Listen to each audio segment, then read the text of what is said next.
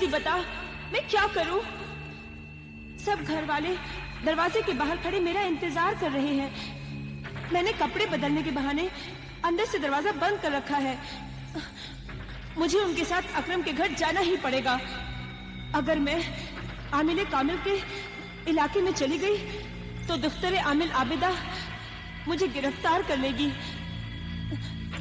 सब राज खुल जाएगा।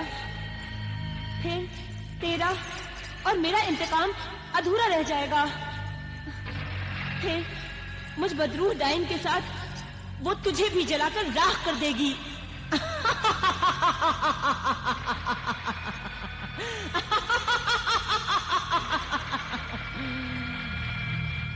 मुझे यहाँ फंसा हुआ देखकर तू हंस रही है। बेपरवाह, जलील, कमीनी, मतलबी जादूगरनी, याद रख ए जादूगरनी मर्रिखा, याद रख। मैं भी जादूगर शहजादी शरारा गुल के साथ साथ बदरूह डाइन भी हूँ। मैं तुझे भी खा जाऊंगी।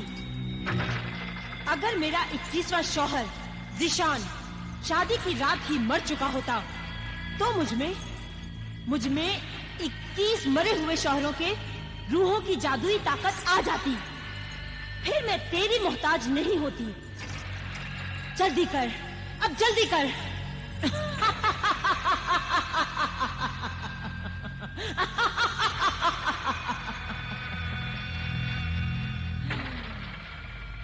सब्र कर। ऐसी हालत में सब्र के बाद कब्र है। मेरा राज खुल जाएगा तो मैं मारी जाऊंगी। जल्दी से कोई रास्ता बता। देर न कर, बाहर वो लोग खड़े हुए मेरा इंतजार कर रहे हैं। जल्दी कर, अब जल्दी कर।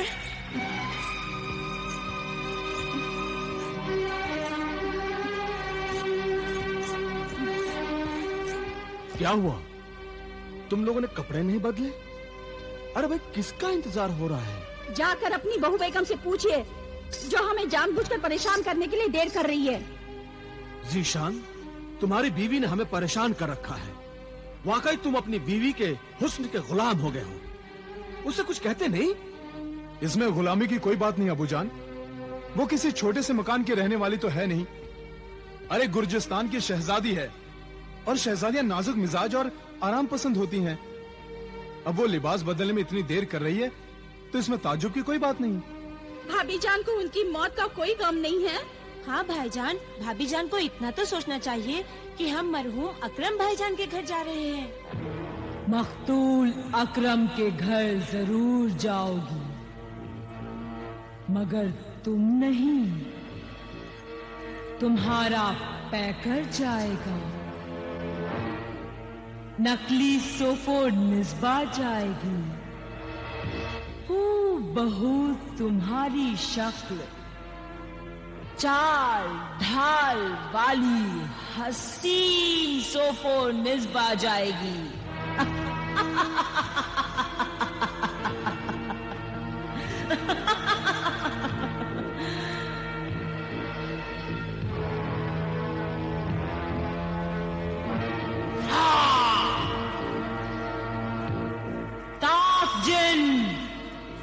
तबाक जिन हाजिर हो। ताक जिन, तबाक जिन। एक लड़की पाक जिस्म पाक रूह वाली दोशीजा के साथ हाजिर हो। ताक जिन, तबाक जिन हाजिर हो।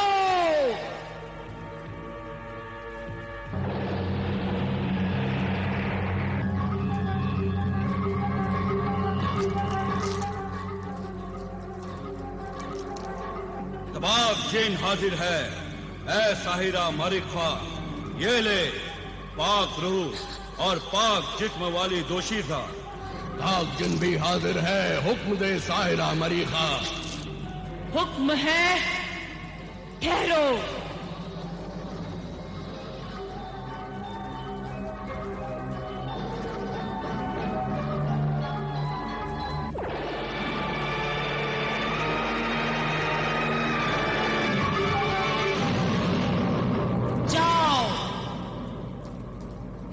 कैद करे सोफो निस्बा को, इस नकली सोफो निस्बा को असली सोफो निस्बा की ख्वाबगाह में ले जाओ। जब ये नकली सोफो निस्बा चली जाए तो असली सोफो निस्बा को पुराने महल में ले जाकर छुपा दो और उसकी हिफाजत करो। जाओ, हुक्म की तामील करो। हुक्म की तामील होगी ऐ साहिरा मारिका।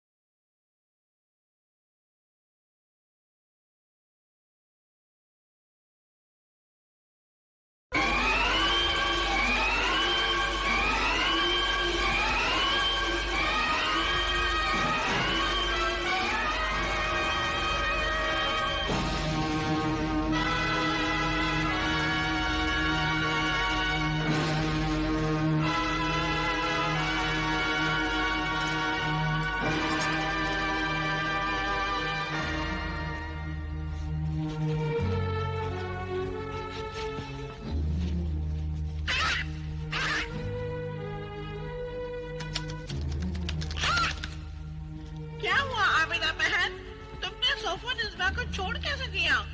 ऊपर आसमान में मुखबिर मददगार जिन तुम्हारे हुक्म का इंतजार कर रहा है और तुम यहाँ हैरान परेशान खड़ी हो। परेशान तो इस बात पर हूँ मैं भाईजान कि सोफो निस्बा तो निहायती पाक साफ है। उसके जिस्म में कोई बदरूह नहीं है। उसका जिस्म भी पाक है। मैंने अपने इल्म की शुआओं से उसकी रूह को पहचान लिया है।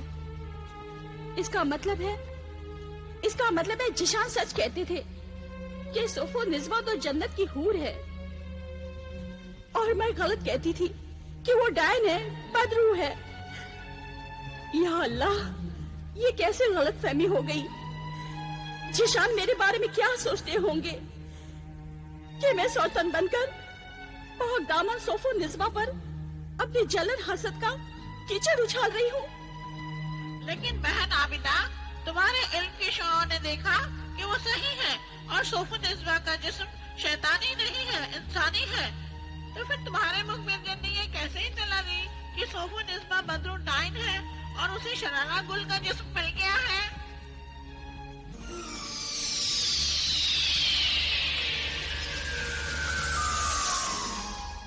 मैं भी हैरान हूँ और शर्मिंदा हूँ, है दुख्तर आमिल आबिदा, कि मेरी इत्तला खबर गलत कैसे हो गई।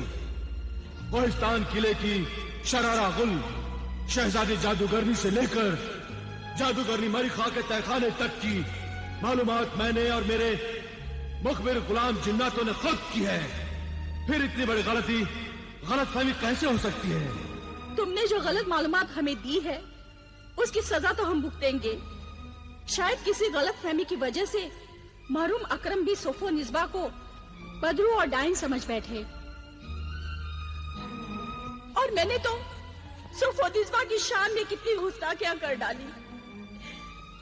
अब तो जब तक मैं जिशान से मुआफी नहीं मांग लेती मुझे चैन नहीं मिलेगा। मुआफी की कोई जरूरत नहीं आबिदा। गलतियां इंसान से ही होती हैं, और गलतफहमी कैसे इंसान को इंसान से दूर कर देती हैं, ये आज पता चला ना तुम्हें। जिशान, मैं एक बार फिर तुमसे मुआफी चाहती हूँ, और सोफो निस्बा से भी। तुम भी मुझे माफ कर दो सोफो निस्बा, तुम्हारे बारे में मैं गलत समझती रही। जिशान वाकई सच कहते थे, तुम तो जन्नत की हूर हो, पाकीज़ा हो, खूबसूरत हो। आबिदा, ये इनकी मोहब्बत है जो मैं ऐसी नजर आती हूँ, वरना मैं क्या हूँ मैं जानती हूँ। आबिदा, ये मुझसे इतनी मोहब्बत करते हैं कि कभी कभी तो मैं डरती हूँ कि कहीं इनकी मोहब्बत मुझे पागल न बना दे। जो लोग मोहब्बत में पागल होकर भी होश में रहते हैं वो बहुत खुशनसीब होते हैं। आबिदा, खुशनसीब तो तुम भी हो। इतना ही प्यार, इतनी ही मोहब्बत वो तुमसे भी करते हैं। शादी तो तुमसे ही होने वाली थी। मैं तो खामखा यूं ही बीच में टपक पड़ी। आबिदा, इसीलिए मैं तुमसे मुआफी चाहती हूँ। अल्लाह के लिए मुझे मुआफ कर दो।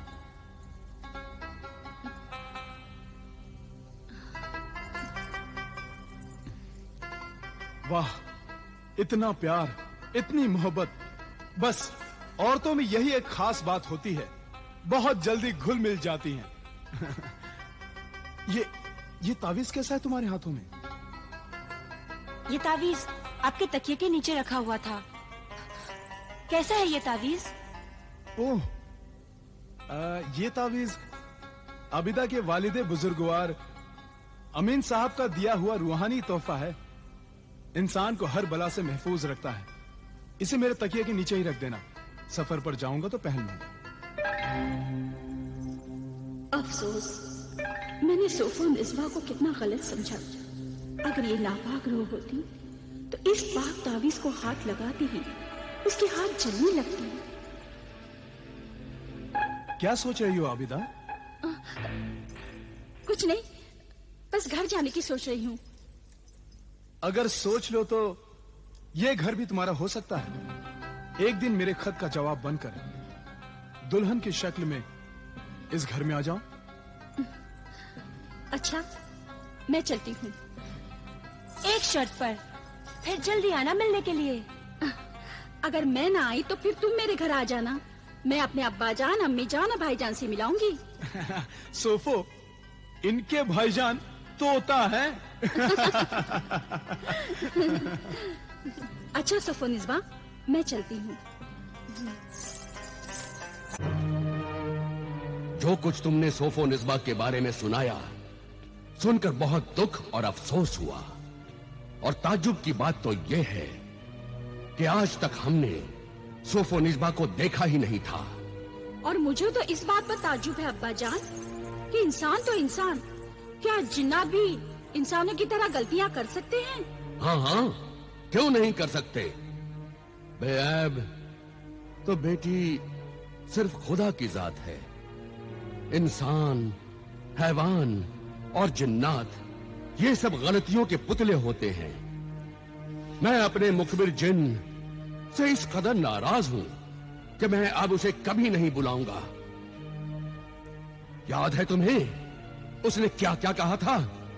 हमें और तुम्हें कोहिस्तान की जादूगर शरारा गुल, बदरूह डायन और जादूगरनी मरीखा का अजीबो गरीब जादू क्या क्या कहा था? देखा मेरे अजीबो गरीब जादू का कमाल। इतना बड़ा आमिले कामिल मेरे धोखे के जाल में फंस गया। इतनी बड़ी आमिला आबिदा मेरे जादू की साजिश का शिकार होकर ज़ीशान से माफी मांगने चली गई। सोफोनिस्बा जिससे नफरत करती थी, उस सौतन को उसने गले लगा लिया और असली सोफोनिस्बा बदरूह डायन अपनी डायन चुड़ैल सहेलियों के साथ पुराने जंगल में है। और नकली सोफोनिस्बा ज़ीशान के घर में अपनी शराफत और खिदमत से सबका दिल जीत रही है। और जब वो नकली सोफोनिस्बा चली जाएगी और तू उसकी जगह वहां आ जाएगी, आहिस्ता आहिस्ता सबको मार डालेगी, सबको मार डालेगी। किसी को कोई शको शुबहा नहीं होगा और इस तरह हम कामयाब होंगे। यही हमारी कामयाबी होगी। मौका मिलते ही आमिल और उसकी बेटी को खत्म कर डालेंगे और इस तरह पूरा होगा हमारा इंतकाम। इस तरह हम कामयाब होंगे। इस तरह जादूगरनी मरीखा, आज तक मैं तेरी वजह से ही कामयाब रही हूँ। मैं तुझसे, तेरे जादू से, तेरी साजिश से बहुत खुश हूँ। लेकिन अभी तक मैं अपने 21वें शौहर ज़ीशान को नहीं मार पाई। ना ना ना, जल्दबाजी ना कर, वरना मारी जाएगी। पहले तुझे ज़ीशान के माँ बाप, फिर उसके बहन भाई इमरान और मासूमा का खून पीना होगा और फिर उसके बाद तू ज़ीशान को मार सकेगी। रात हो गई है और मैं अपना शिकार तलाश करने के लिए जा रही हूँ।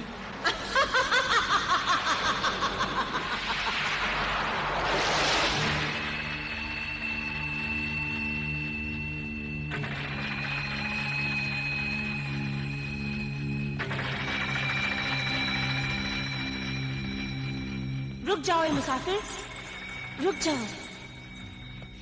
क्या बात है? कौन है आप? ज़ीशान? सोफोनिस्बा, तुम यहाँ?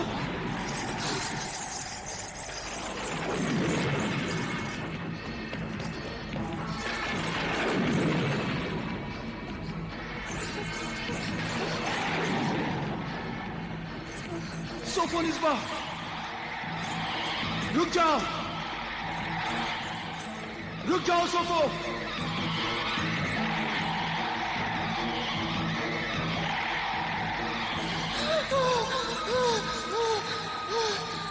शिकार मिल गया?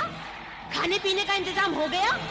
नहीं, आज जो शिकार मुझे मिला वो मेरा शौहर जीशान था, जिसे मैं शादी की रात नहीं मार सकी।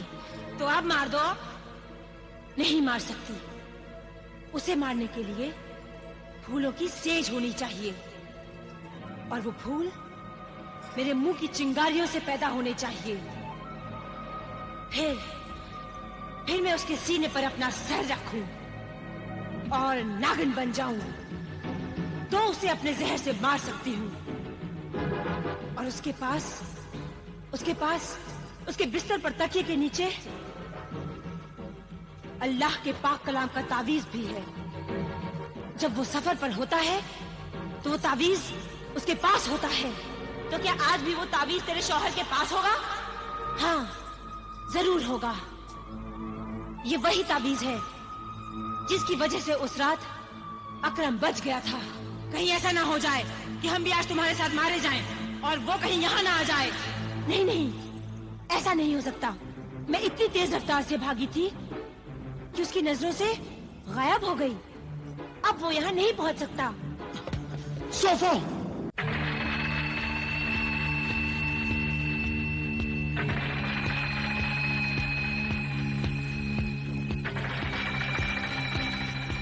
रुक जाओ मुसाफिर, रुक जाओ।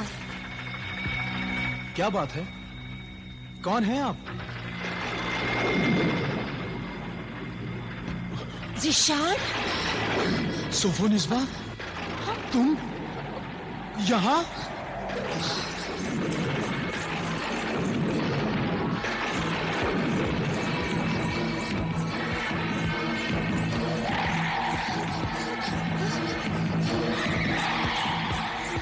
सोफोनिस्बा, रुक जाओ,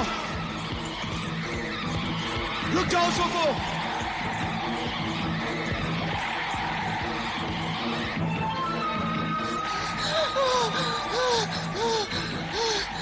क्या शिकार मिल गया? खाने पीने का इंतजाम हो गया? नहीं, आज जो शिकार मुझे मिला वो मेरा शौहर ज़ीशान था, और वो कहीं यहाँ ना आ जाए। नहीं नहीं, ऐसा नहीं हो सकता। मैं इतनी तेज रफ्तार से भागी थी कि उसकी नजरों से गायब हो गई। अब वो यहाँ नहीं पहुँच सकता। सोफो! हाँ?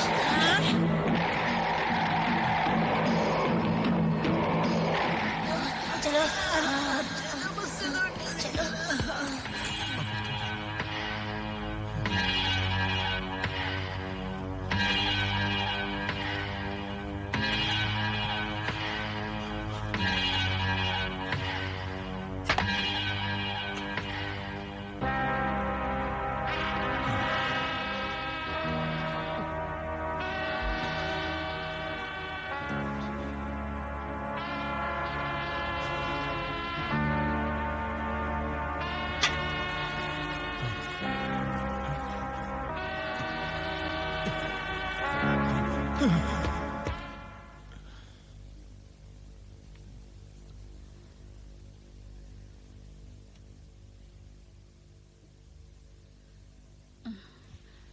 ला इलाहा इल्लल्लाह।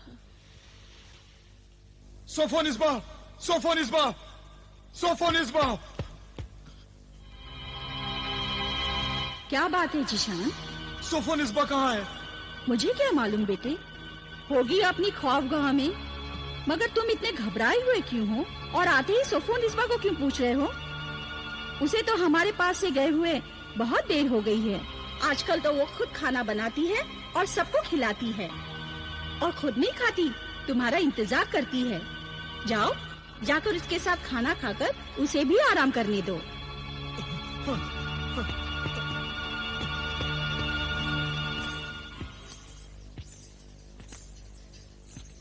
सोफोनिस्बा के रवैये में बहुत तब्दीली आ गई है। अब ऐसा मालूम ही नहीं होता कि ये वही सोफोनिस्बा है। सच कहा अब्बा जान आपने। पहले तो भाभी जान बहुत सुस्त और काहिल थी, हमसे बात भी अच्छी तरह से नहीं करती थी। वो पूरा दिन अपनी ख्वाबगाह में सोती रहती थी, शाम होते ही उठ जाती थी।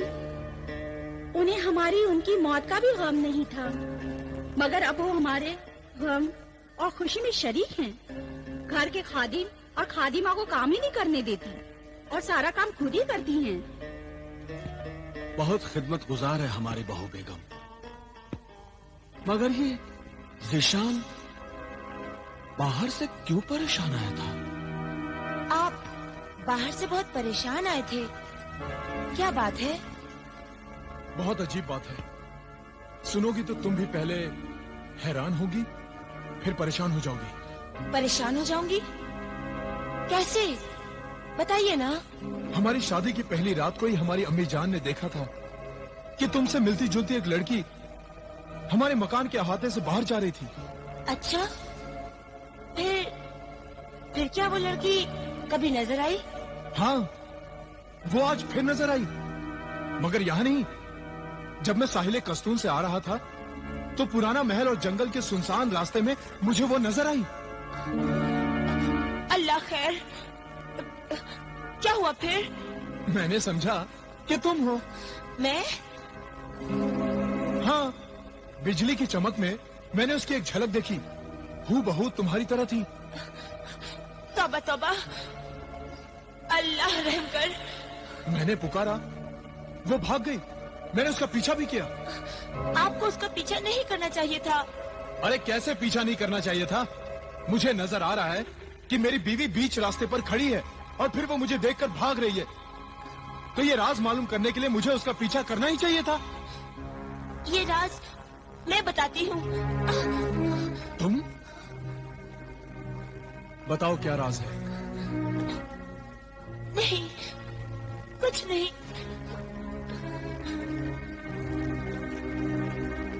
नहीं, कुछ तो है जो तुम मुझसे कहते कहते रुक गई। सच सच बताओ, क्या बात है? क्या उस राज का ताल्लुक तुमसे है? नहीं। अगर नहीं तो फिर ये आंसू कैसे?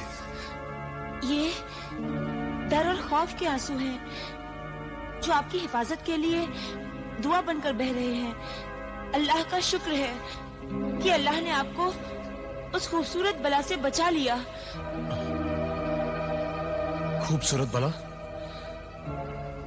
तुम्हें ये कैसे मालूम? मैंने अपने बुजुर्गों से सुना था कि चुड़ैलें और बदरू डाइने रात को खूबसूरत बनकर जंगल में घूमती रहती हैं और जब शिकार फंस जाता है तो वो उसे जिंदा नहीं छोड़ती।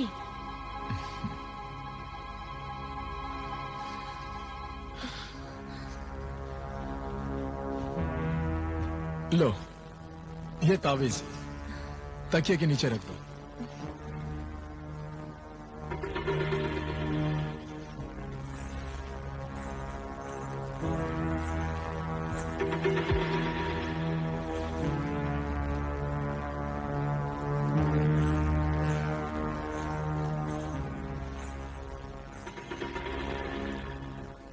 हमारे घर के सब लोग तुमसे बहुत खुश हैं।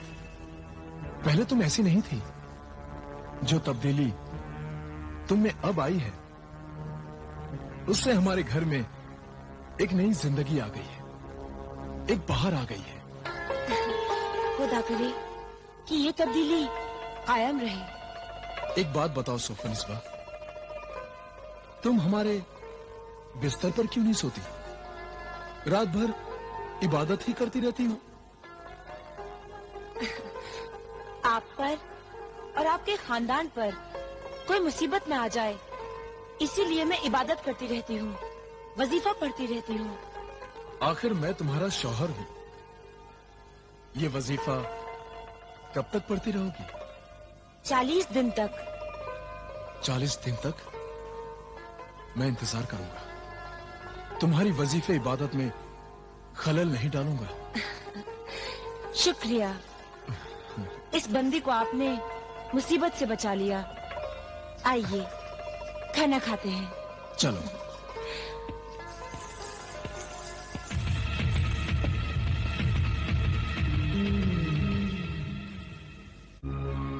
ये राज अभी तक मालूम नहीं हुआ अब्बाजान कि अकरम को दिया हुआ ये तावीज उन फूलों पर पड़ा कैसे पाया गया और फिर उसी इलाके में मरहूम अकरम की लाश मिली। अकरम के बयान और हमारे इल्म के मुताबिक ज़ीशान की बीवी सोफोनिस्बा ने ही अकरम का खून किया है।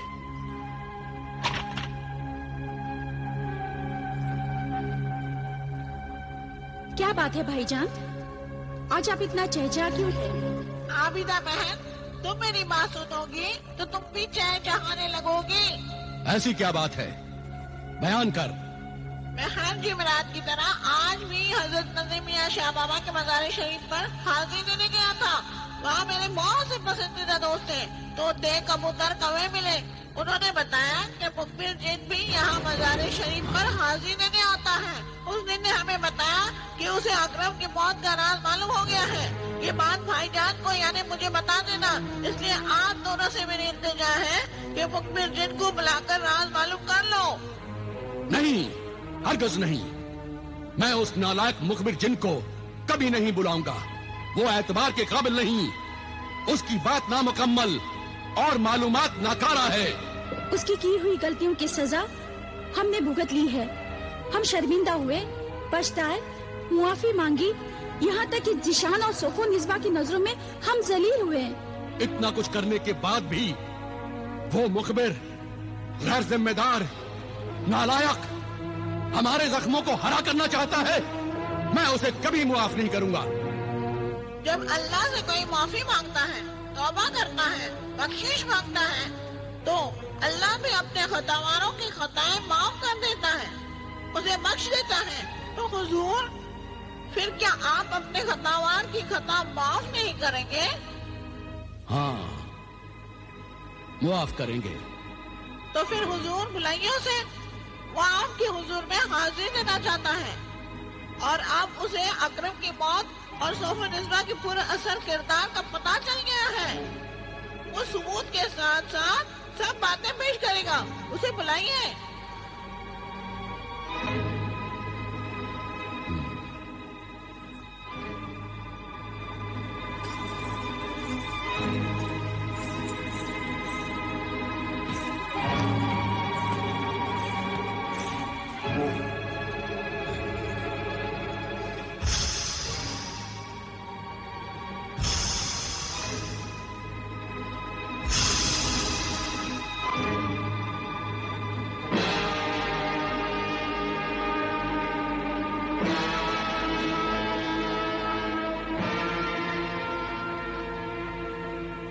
मेरे मुशफिक आका आमिल कामिल, तेरा खतावार मुखबिर जिन हाजिर है। तूने अपने इस गुलाम जिन को माफ किया या नहीं? हाँ, मुआफ किया। मुखबिर जिन, असलियत बता। मजलूम अकरम और सोफोनिस्बा के पुरअसर किरदार की हकीकत बयान कर। हकीकत यह है मेरे आका कि अकरम का खून सोफोनिस्बा ने किया और सोफोनिस्बा बदरुद्दाइन है। मुखबिर जिन, तू फिर वही बात कर रहा है? मेरी वही बात सच्ची है। ज़ीशान के घर में जो आजकल ज़ीशान की बीवी सोफोनिस्बा बनकर रहती है, वो सोफोनिस्बा नहीं, बल्कि वो एक पाकीज़ा पाक जिस्म की लड़की इस्मत जहां है। इस्मत जहां? क्या सबूत है तेरे पास? सबूत में वो मंजर दिखा देता हूं जो मंजर मेरी सच्चाई का सबूत है।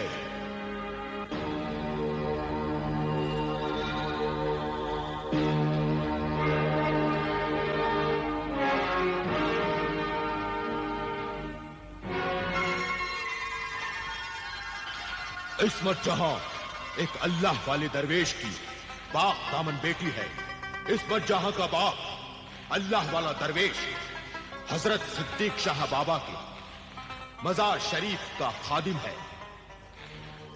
जब नापाक रूह वाली डाइन सोफोनिस्बा अकरम के घर जाना नहीं चाहती थी, तब जादूगरनी मर्री खान ने अपने 2 जिन बुलाए। ताक जिन, तबाक जिन, एक लड़की पाक जिस्म पाक रूह वाली दोशीजा के साथ हाजिर हो। तो वो दोनों नापाक जिन मजार शरीफ में भी नहीं घुस सकते थे।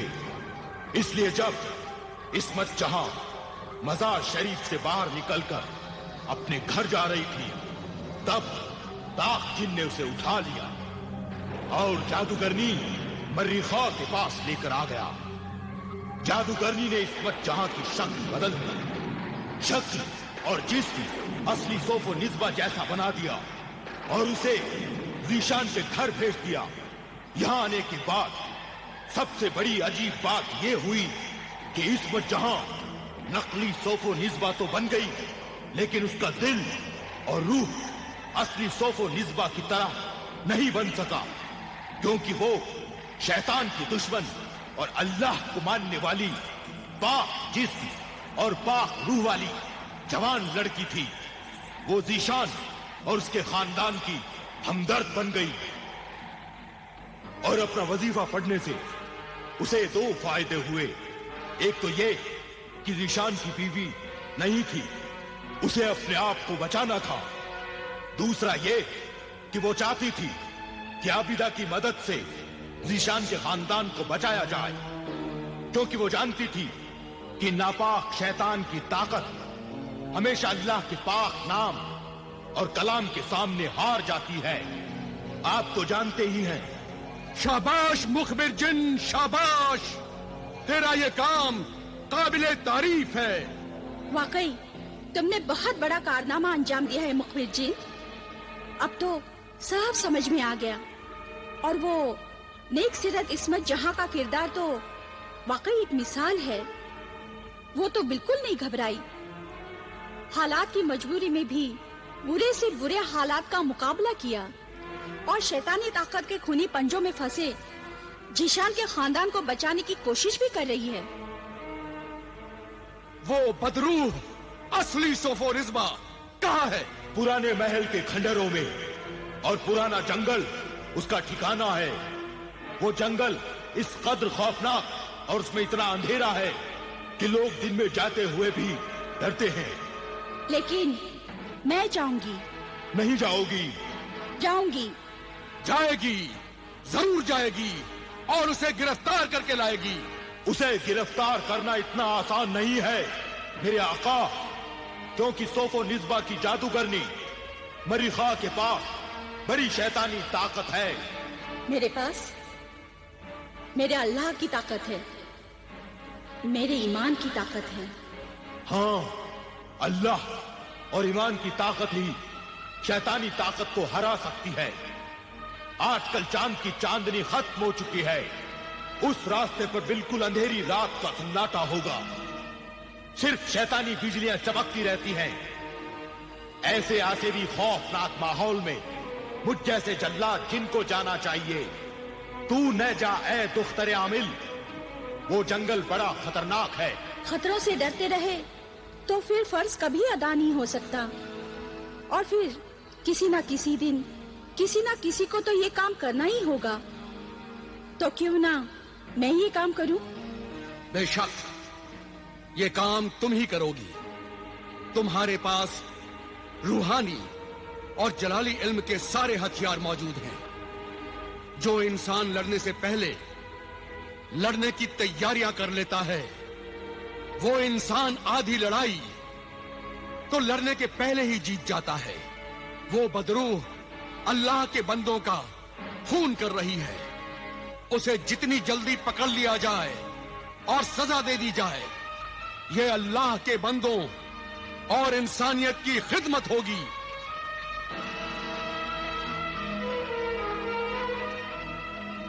लो बेटी, ये अल्लाह के नेक बंदों के लिए जिंदगी और शैतानों के लिए मौत का निशान है।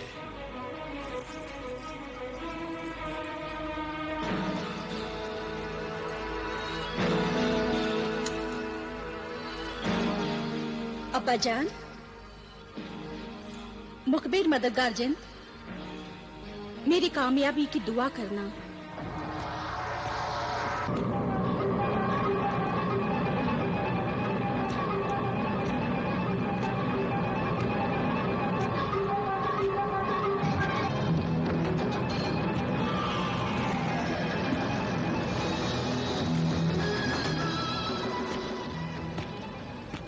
हसीन नौजवान, क्या देख रहे हो?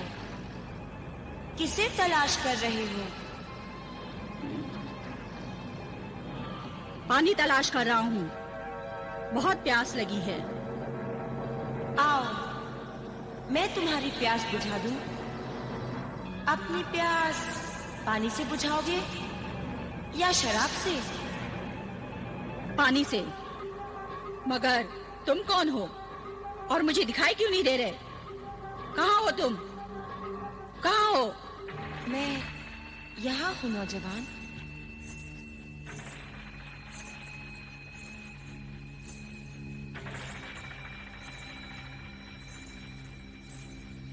लो, ये पानी पी लो।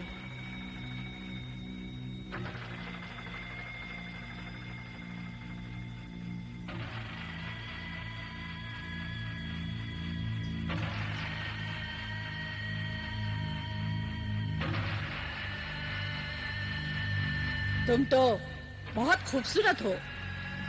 इतने भयानक और खौफनाक जंगल में क्या कर रही हो? ये सब हमारी ही जगह है। यहाँ की सब चीजें हमें पहचानती हैं। तो फिर डर किस बात का? पानी तो पियो। अब पानी की कोई जरूरत नहीं। क्यों? तुम्हारा चेहरा देखते ही सारी प्यास बुझ गई।